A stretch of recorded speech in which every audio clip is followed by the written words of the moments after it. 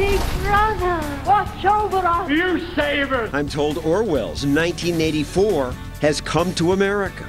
This Big Brother has gotten a lot creepier than George Orwell thought it would ever get. When you call Grandma in Nebraska, the NSA knows. The president says you have nothing to worry about. Nobody is listening to your telephone calls. But government officials do lie. Does the NSA collect any type of data at all? No, sir. My fellow libertarians are mad at me. They say I'm not angry enough. You know, I don't think this is John Stossel. I think it's an imposter. But I'm angrier than she is. I don't mind. It's not like it's going to be on TMZ. Big Brother and privacy. That's our show tonight.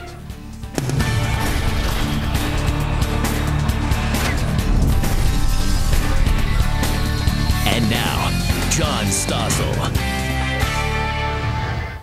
65 years ago, that novel struck a chord. People feared the future would bring government spying on us through telescreens that were everywhere, even in our bedrooms. Big Brother was watching. When computers became popular, people feared that the internet would become government's way of controlling us.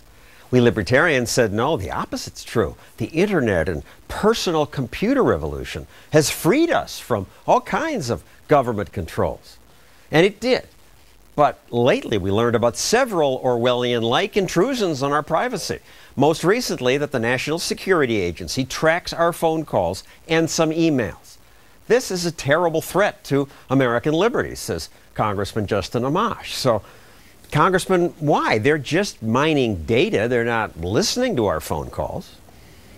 Well, it violates the Constitution. The Fourth Amendment protects us against unreasonable searches and seizures, and this clearly violates the Fourth Amendment. And the problem we have is that the government is gathering information using what's essentially a general warrant, which was outlawed by the Constitution. They're going after people not on the basis of any suspicion, not on the basis of any probable cause, but just because they're people, just because the information is useful to the government. And that's what our founders expressly prohibited with the Constitution. Well, it's useful to me, too, if it keeps me from being blown up by a terrorist. And the fact that they're just scanning everybody in some ways makes it seem like less of an invasion of privacy. Well, the reason the founders believed it was wrong was because we didn't want the government collecting this kind of information. They put the Constitution in place to prevent the government from injecting itself into our personal affairs. And you could do away with a lot of the Constitution and argue that maybe that makes us safer. You could also do away with the First Amendment, Second Amendment, Third Amendment, Fifth, Sixth, Seventh, and Eighth. I don't want to do that. And, well, someone could argue that and say, well, look, now the government can control everything. They can prevent all crimes. I doubt it would work very well, but that's what they could argue. But, of course, we'd have a police state, and that's expressly prohibited by the Constitution. The reason we have a Constitution is to prohibit government from doing this. But leaving the constitutional argument just for a moment, can you make this live for me more? I don't see how my privacy is being invaded by these massive scams. Well, that's fine if you completely trust the government. Our founders didn't trust the government. I don't trust the government. The government can use the information to for example, blackmail corporate executives. They could use the information to persuade members of Congress to vote a certain way, and they can use the information against the public. We don't want a culture in our country of distrust, of fear. My parents came from the Middle East. They came from regimes that were tyrannical. And in those countries, people were afraid to talk on the phone. They were afraid to talk to their neighbors because they were afraid everyone was a spy for the government. We don't want that kind of culture here in this country. It has a damaging effect on our culture. You can't see it here. I made up this list of 100 things I hate more than or as much as the NSA spying. And where do we rank this? I mean, you believe in liberty. Is it worse that they do this data mining than the fact that they employ 22 million people, that they say where our kids must go to school, that we have a $17 trillion deficit, that they pass Dodd-Frank, that there's bailouts? How much can we be angry about? I think it's all bad, but when you have direct violations of the Constitution, when you have someone trying to infringe upon the Fourth Amendment or the First Amendment or the Second Amendment. Those are serious threats against our liberty, and more serious in many ways than the kind of financial exploitation that the government's involved in. It's true that the government is bloated. There's been no bigger advocate for balancing our budget and getting our debt under control than me, but at the same time, we have to look at this stuff, our civil liberties. That's why we fought a revolution back in the 1700s, is because of civil liberties violations. And in the 1700s, we got the Fourth Amendment, partly because British soldiers were going in people's homes and taking stuff and searching your most private space. How is looking for patterns in a billion phone calls anywhere like that? Well, the problem is the legal theory they're using. The legal theory they're using is that anytime you use a third-party provider to store any of your documents, and most papers today are electronic, they're digital. So most of the papers and effects that we have in modern times are digital papers and effects. And the government is using the false and flawed logic and argument that that is all available to the public. Once you put it out on a third-party server, the government has the right to obtain it because it's no longer private.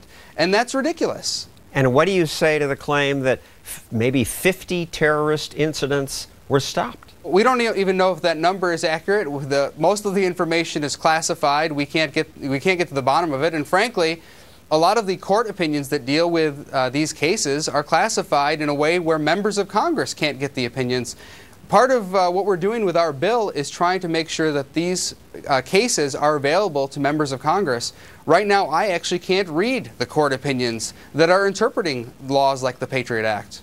Well, that certainly is a problem when they say it's secret. Trust us. Congressman Amash, thank you. Thanks, John. Now, the other side, Congressman Mike Pompeo supports the NSA spying. Congressman, why? You heard what your fellow Republican just said. Well, John, thanks for having me on the show. The good news in this case is that we don't have to give up any constitutional right, and we can keep America safe. These programs that the NSA are conducting, despite what Representative Amash said, are wholly constitutional, and there is incredible oversight from all three branches of government, exactly how the founders intended it. There's Article 1 oversight, that's folks like me who sits on the House Intelligence Committee.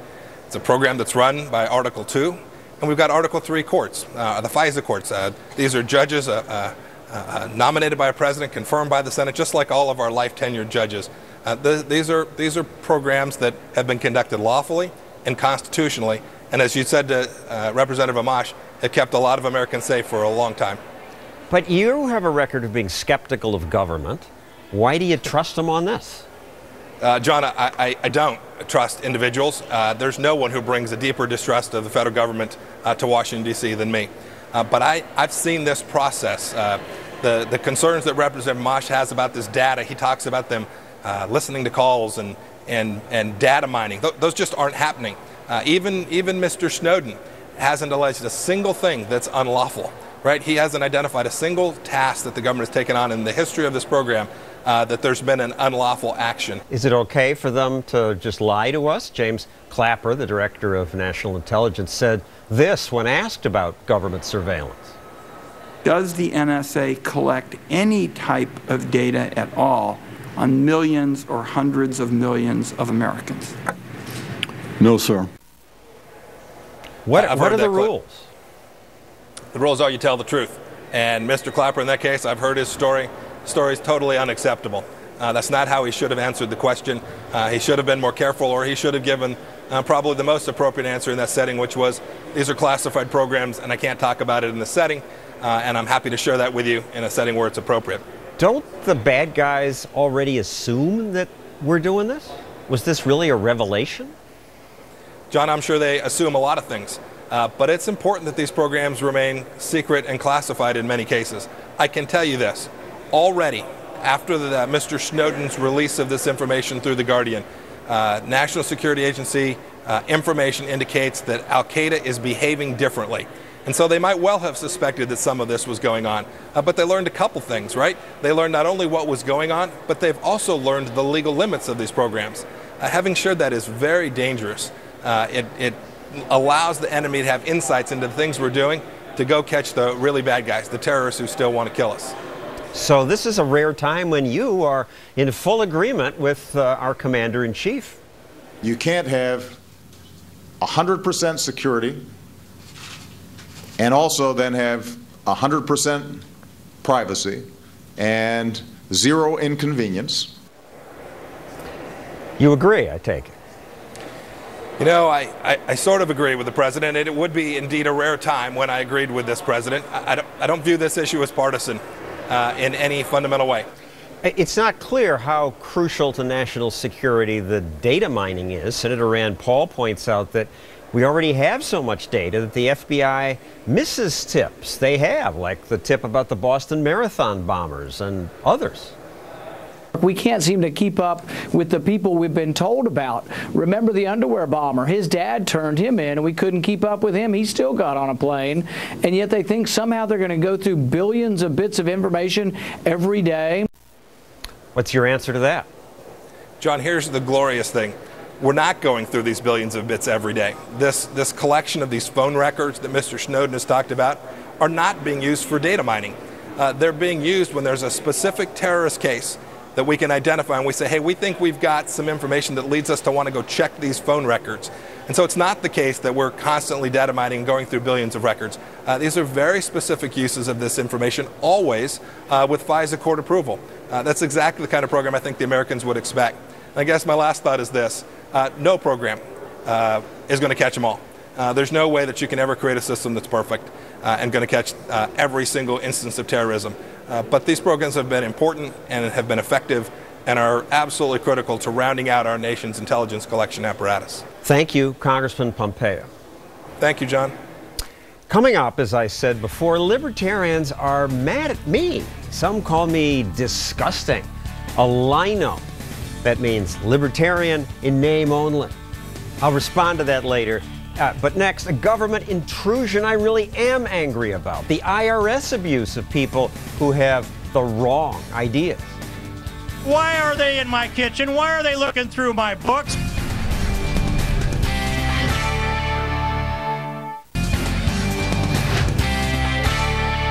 Conservatives had private confidential tax information leaked, and conservative groups were systematically targeted by the IRS. That's a scandal that's clearly worth getting angry about. Congress, in its wisdom, has decided that if you give money to an advocacy group, you don't get a tax deduction if the group spends more than 50% of its money on political activity. This spring, we learned that the IRS selected 500 conservative and Tea Party groups for extra scrutiny. Agents were told, be on the lookout for words like liberty, patriot, constitution. All words. IRS bureaucrats then denied tax deductions to Tea Party groups for more than a year and harassed them with question after question, and in a few cases leaked their donor lists, sometimes leaked them to left-wing groups. That is despicable. This is just raw political abuse. Brooke Rollins runs one group that was abused, the Texas Public Policy Foundation. So what happened to you guys? Well, John, what happened to us in the spring of last year, 2012, our donor list, and as a 501c3 charitable organization, which is what our organization is, we have to file with the IRS a list of our larger donors. But as you know, that list is supposed to remain anonymous, and the IRS in return promises to black out every name before it releases that information about the organization. And why should it be anonymous? People say if you give to a political cause, you ought to be known. Well, this goes back to the founding of our country, in my opinion. The right to associate and to engage is inherent in a democracy and a free system. Well, you have a right to associate. You just have to be public about it. Well, let's go back to the civil rights movement. Back in Alabama versus the NAACP, the state of Alabama tried to force the NAACP during the civil rights era to disclose their donors. And as we all know, why would they do that? Well, they would do that because they think they could threaten those people and not to give money anymore, or coerce, the givers of the NAACP to back down. And they knew that the current state of affairs in Alabama was going to change unless they were able to undercut or dilute the NAACP's power in what they were trying to do. So the U.S. Supreme Court said, absolutely not. We have rights as Americans to remain anonymous when we support those whose ideas we believe in. And likewise, your donors know that, gee, if my name is publicized, maybe I'll be harassed the way the Koch brothers are. That's exactly right. And not surprisingly, the Koch brothers were on our list, as well as many other great Americans and entrepreneurs. And when the left seized control of this list and wrote about it in a lot of their magazines, their blogs, their websites, that harassment started to come about. So absolutely. Then there's that targeting. This didn't happen to you. You already have a tax-exempt status. This happened to others. And at first, the IRS commissioner said, oh, there's no targeting. And then a year later, Lois Lerner revealed the truth in response to a question that she planted. An IRS commissioner then said, well, mistakes were made by people trying to be more efficient in their workload. That's all. If you say Tea Party or Patriot, they know you're an advocacy group. They were just doing their job. That's what they're saying. What is amazing, and the news stories today or since yesterday are that, but wait, the report from the IRS, we had progressives in our list of targets this week, too. That was released. This just happened, and oh my goodness, so we weren't really targeting conservatives, we were targeting everybody. What about that? John, have you seen one progressive group step forward and say, we were harassed? Have you seen one progressive group say, wait a minute, IRS, you delayed us for 2 years, you made us produce 23,000 pages of documents, which one of these groups had to produce in their quest to become a C4? We haven't seen any of that. When Big Brother gets so big that they have to know everything about you to be able to give you everything you want, that begins the ruin of our country. And I think that's the crossroads where we are right now, and that's why this show is so important and why your viewers must understand what's at stake here. And when government is so big and you want the tax deduction, you have to give them all this information. That's exactly right. You know, when they say targeting people, it doesn't live until you mentioned the 23 pages of documents that the Leadership Institute had to provide. 23,000 pages. That's right. The Coalition for Life of Iowa was asked, explain in detail the activity at prayer meetings. Provide the percentage of time your group spends on prayer groups compared with other activities. And one group, the American Patriots Against Government Excess, I like that name, was required to provide a synopsis of every book read. The president of the group said, gee, I don't have time to provide a book report. You can read them for yourself. She sent them to them and included a copy of the Constitution. Right, which is great. But it goes to the bigger point that what is happening here must stop. When government gets so big, this is what happens, and this is why we have to stand up and say no. And it's striking how some on the left don't see any problem with what the IRS did. Here's the former head of the tax division. I couldn't find anything that suggested the IRS had acted inappropriately.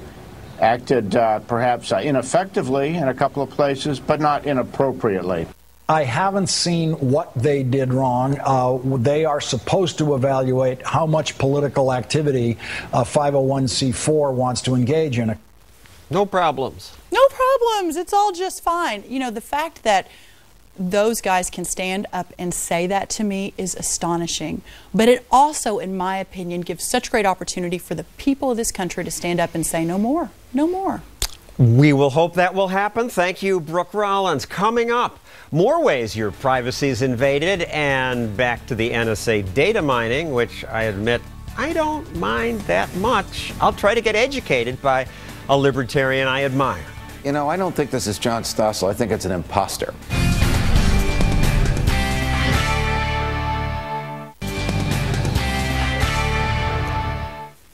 I'm furious at my government all the time.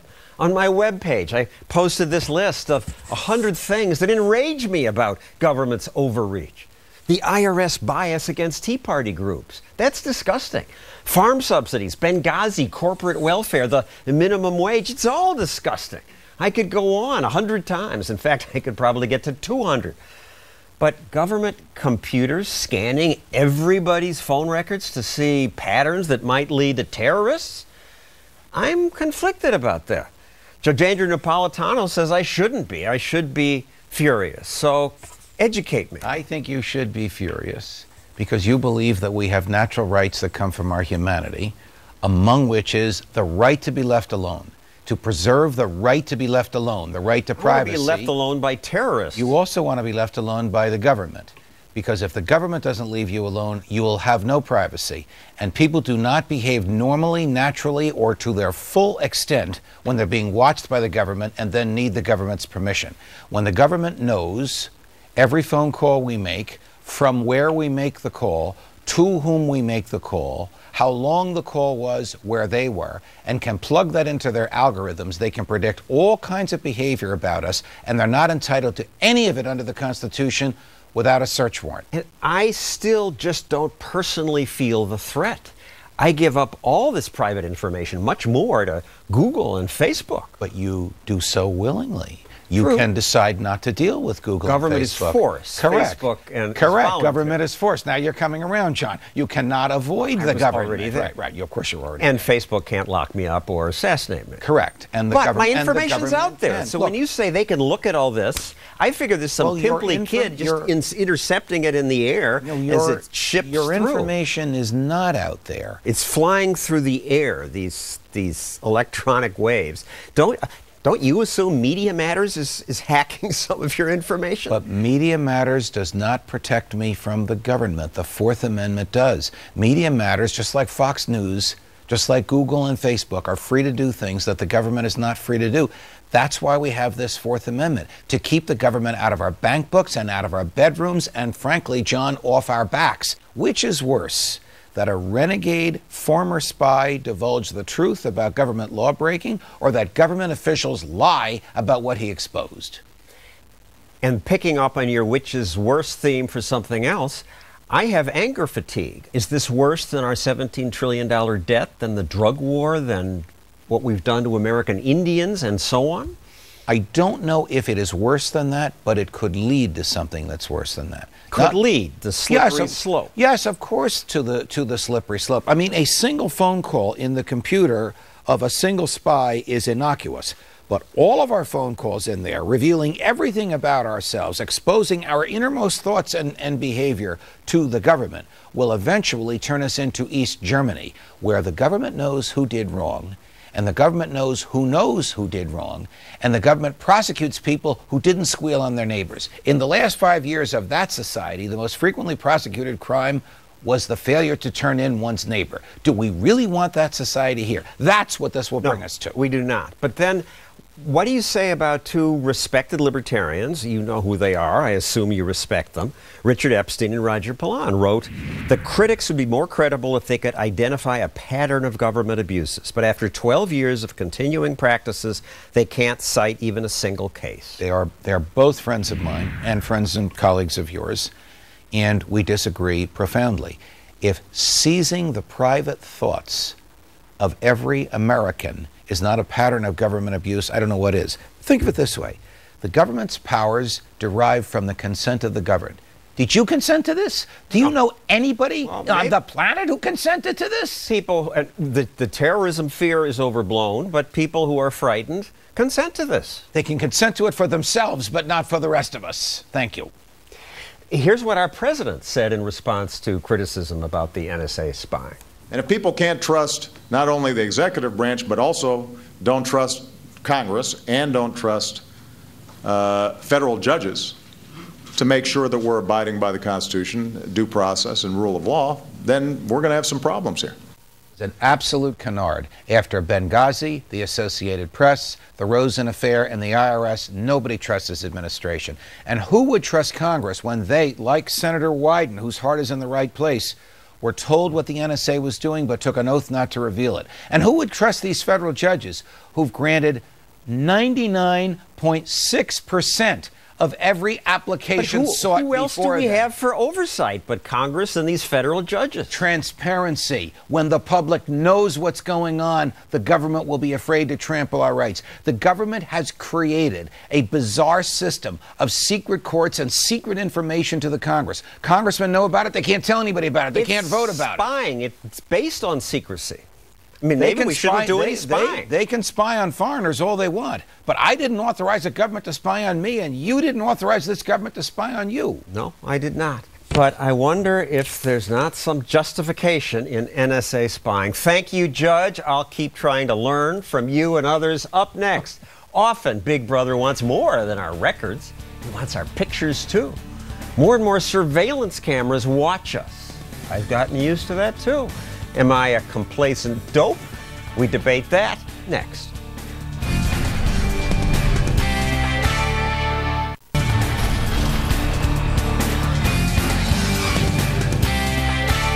New calls to put more security cameras all across America to help save us from another attack. Are you guys okay with more surveillance cameras? Hell yeah. I don't want to get bombed. Well, I don't want to get bombed either. And if cameras might discourage that and catch bombers, help stop other crime too, murders and robberies, I would say that's good. But the cameras are also a form of Big Brother watching. All the time they watch. Sheriff Russ Martin says the loss of privacy is worth it. We are safer because of cameras.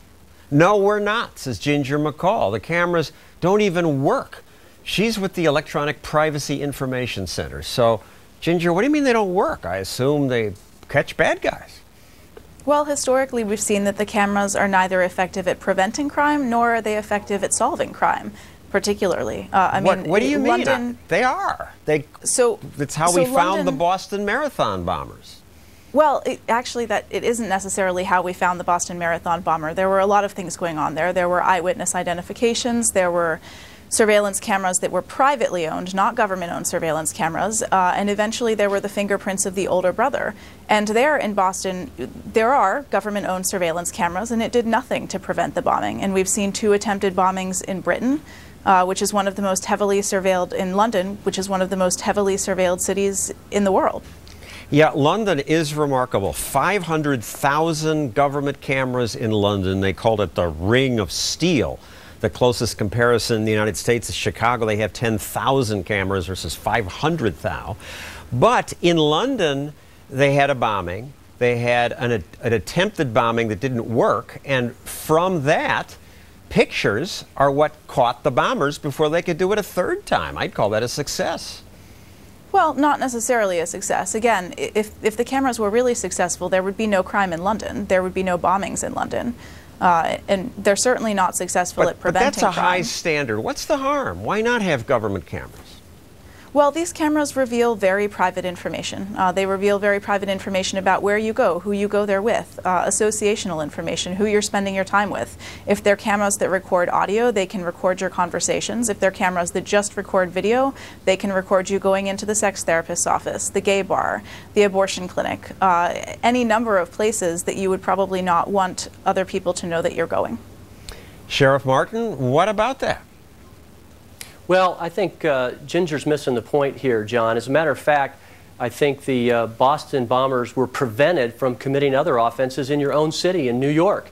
So that video surveillance helped identify the suspects, and although perhaps it didn't prevent that initial offense, you're preventing offenses down the road. And I think it's an effective tool for law enforcement. Now, I want to point out here that in the instance of Boston, it was not, again, government-owned cameras that ended up helping to identify the suspects. It was cameras that were owned by private companies and private individuals. And law enforcement would tell you we're less concerned about whether they're public cameras or privately held cameras. The fact that they're capturing an image and helping law enforcement, it's an effective piece of technology in 2013. Now, Sheriff Martin, and I should disclose I have sort of a nepotism connection here, and that he's the father of my assistant, Alex, who's here in the studio. But that shouldn't affect the content. We just thought you'd be a good spokesman. What do you say about the examples of abuse? There was a San Francisco police officer who used surveillance cameras to ogle women. New York cops were caught zooming in on couples embracing and fondling on rooftops. In Alabama, the camera zoomed in on the breasts and buttocks of several young women. If a police officer is involved in an automobile crash, do we take all police cars away from those officers? Absolutely not. Those are individual incidents, and those officers need to be disciplined through the administrative process. So you don't take away the technology because of a single incident of abuse. Thank you, Sheriff Martin and Ginger McCall. Coming up, when it comes to government spying, some people say, if you have nothing to hide, what are you worried about? Well, there is plenty to worry about. Government, like everyone, makes mistakes, and government mistakes are more serious because government can take away your freedom. This Oregon man and his daughter will tell us the terrible thing that happened to their family.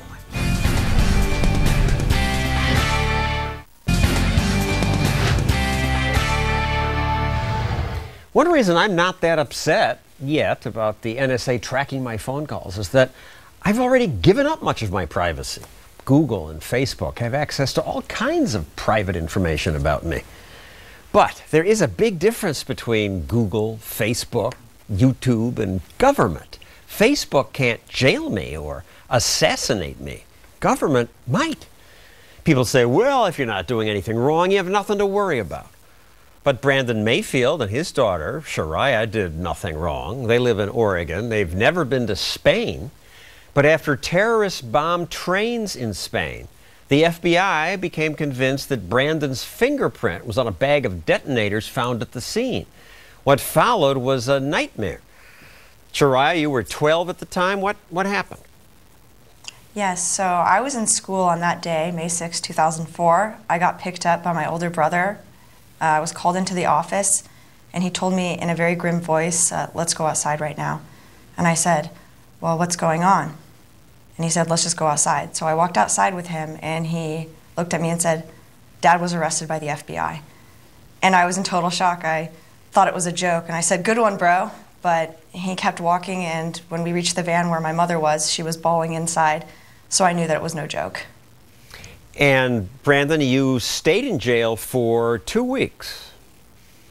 Yeah, I got a knock on the door, and there was a big burly individual, kind of short hair, crew cut, diminutive female, saying they wanted to talk to me. And originally I thought they might be solicitors, and I said, I'm not interested, thank you. And then they said, they identified that they were from the FBI. They showed their badges. I noticed that they had holsters at their side with guns. And I wasn't particularly surprised at that point to be questioned by the FBI. I'm because Muslim, my family's Muslim.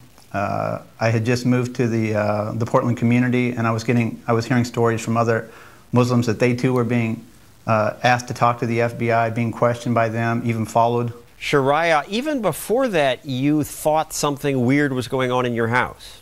Yeah, I had a creeping suspicion that people were watching us before this event occurred, potentially even a year or more before it occurred, and especially the few months after the attacks. Why?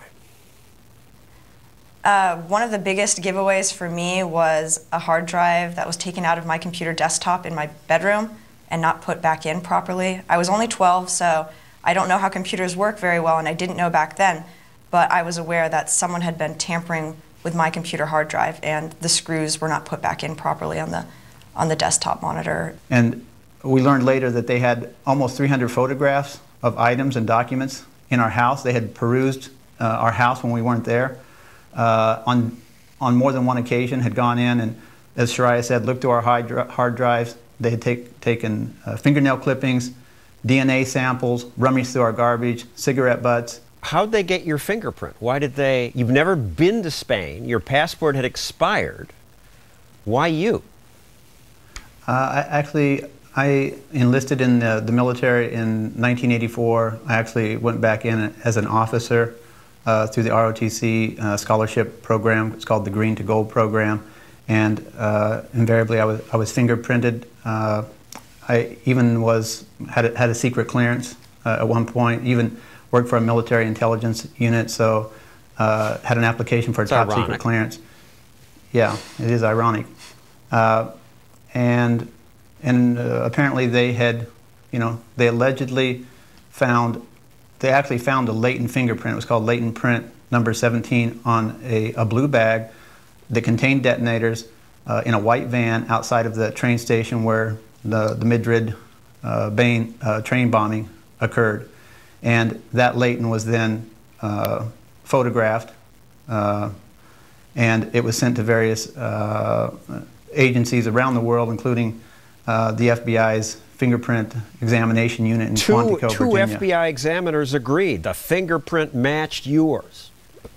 Yeah, I think it was actually 3 agreed. An independent expert also agreed. So you must have been the bomber.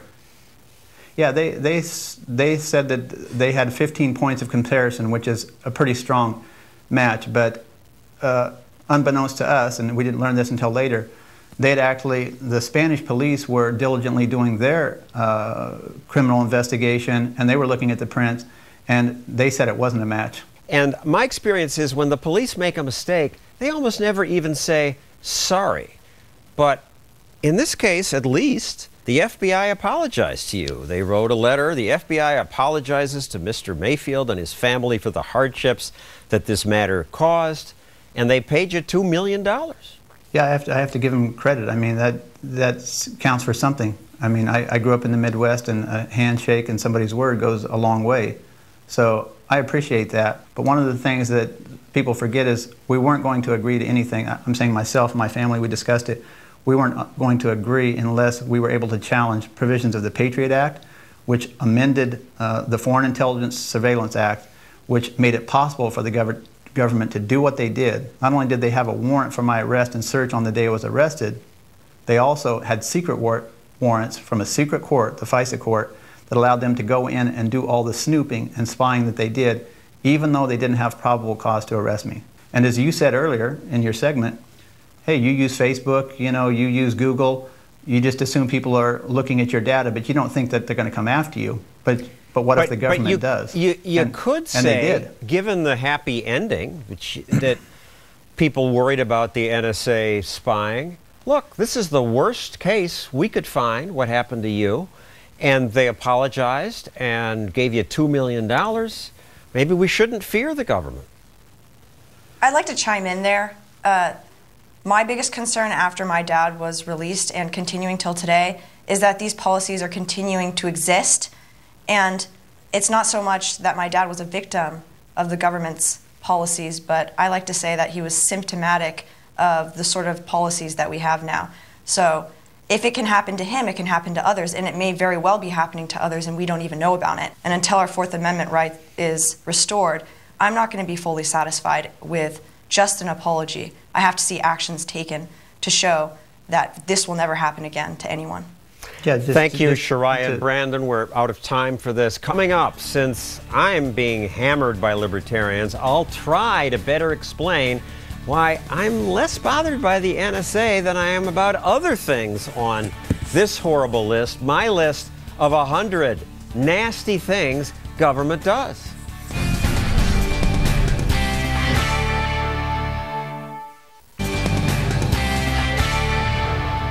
When the NSA data mining was revealed, I felt threatened. Here's my government caught lying again. They secretly vacuum up data we thought was private. I don't want my government to know everything about me. Some things ought to be private. Now, the government says the data helped them prevent 50 terrorist incidents. 50? I don't believe it. Bureaucrats always exaggerate the value of their work. Why would this be different? Because it's the Homeland Security state? No. People keeping secrets are more prone to embellish. Now, the spies say what they do is constitutional. Federal judges approve everything. They won't abuse this power. But I don't trust them. They always abuse power. As one libertarian blogger put it, we're all going to suffer from the power of the NSA if we don't check them now. But then other libertarians weighed in. They defended the spying, pointing out national security is an area where government is still desperately needed. And a Wall Street Journal editorial added, data mining is less intrusive on individuals than routine airport security. That's certainly true. And then I started to think about other things my government does that I really hate or feel threatened by. I quickly had this list of 100 things. I encourage you to start your own list. It's revealing how easy it is to get to 100 and well beyond that. Now, some of these are less invasive than data mining, but all are horrible. These do get me worked up. The fact that government grew so much that it now employs 22 million Americans? Outrageous. I'm furious about our debt and continued deficit spending for things like $100 million presidential trips and dubious pork and programs that don't work. The drug war causes crime and imprisons millions of Americans, disproportionately minorities. That's horrible. So is corporate welfare and farm subsidies and the flood insurance that help people like me. Government keeping American Indians poor by smothering them with socialist central planning. That's evil. And so is too big to fail. And just having 170,000 pages of federal law that we're all supposed to obey. I'm infuriated by more than this list of 100 things that government does. But data mining compared to all these other abuses? I need to learn more about that. And for saying that, libertarians now call me disgusting and a lino, libertarian in name only. Some agree with my list, but they also agree with the blogger who wrote, the existence of worse violations is not a reason to dismiss pretty damn bad ones. And that's true. I don't dismiss the danger in data mining. I don't. But keep it in perspective. Why is a newly discovered threat immediately declared much more outrageous than all these old ones? It's not. The NSA argument at least has two sides. Terrorists do want to kill us. If any terrorism is prevented by something as impersonal as data mining, the end may justify the means. So I say the jury's out on the NSA. Government does plenty of other things that free people are right to be furious about, and we'll keep reporting on them. That's our show. Thanks for watching.